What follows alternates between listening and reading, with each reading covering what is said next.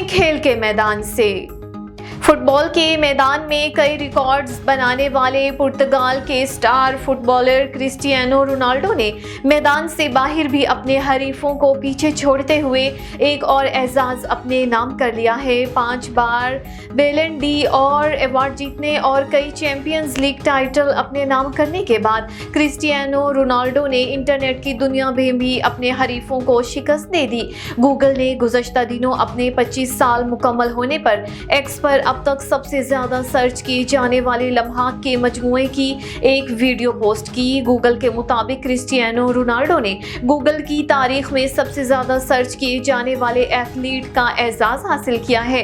رواں سال سب سے زیادہ سرچ کیے جانے والے کرکٹر میں وراٹ کوہلی نے سب کو پیچھے چھوڑ دیا۔ گوگل کی جانب سے اعزاز حاصل کرنے پر رونالڈو نے انسٹاگرام پر ایک مختصر سا ویڈیو کلپ پوسٹ کرتے ہوئے لکھا کہ گوگل کی تاریخ میں سب سے زیادہ سرچ کیے جانے والے ایتھلیٹ کا اعزاز حاصل کرنے پر شکر گزار ہوں۔ بیس بال کی عالمی رینکنگ میں پاکستان نے 11 درجے ترقی کر لی ہے۔ جاپان پہلے، میکسیکو دوسرے اور امریکہ تیسرے نمبر پر موجود ہے۔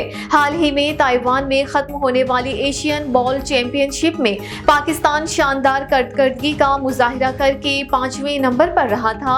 اس کارکردگی کی وجہ سے پاکستان واحد ٹیم ہے جس کو 11 درجے ترقی ملی۔ World base ball and soft ball confederation کی جانب سے نئی رینکنگ جاری کی گئی ہے جس میں پاکستان 155 پوائنٹس کے ساتھ 38ویں پوزیشن پر آ گیا ہے۔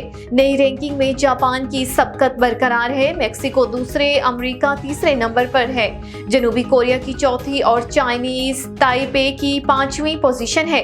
روایتی حریف بھارت کا 68واں نمبر ہے۔ قومی ٹیم کے چیف سلیکٹر وہاب ریاض نے دورہ نیوزی لینڈ کے لیے T20 اسکواڈ کا اعلان کر دیا۔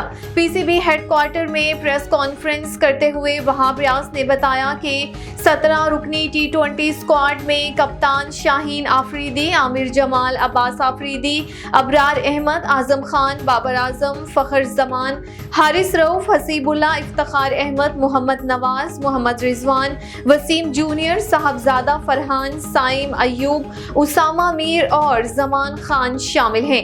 وہاب ریاض نے بتایا کہ شاداب ہمارے بہت اچھے کھلاڑی ہیں لیکن بدقسمتی سے انجری کی وجہ سے وہ اسکواڈ میں شامل نہیں ہیں، جبکہ محمد حارث کو آرام دیا گیا ہے۔ تاہم شاداب 2 ہفتے بعد باؤلنگ کے لیے دستیاب ہوں گے۔ چیف سلیکٹر نے کہا کہ حسنین اور نسیم نے ریکور کیا ہے۔ نسیم کرکٹ اکیڈمی میں ریہیب کر رہے ہیں۔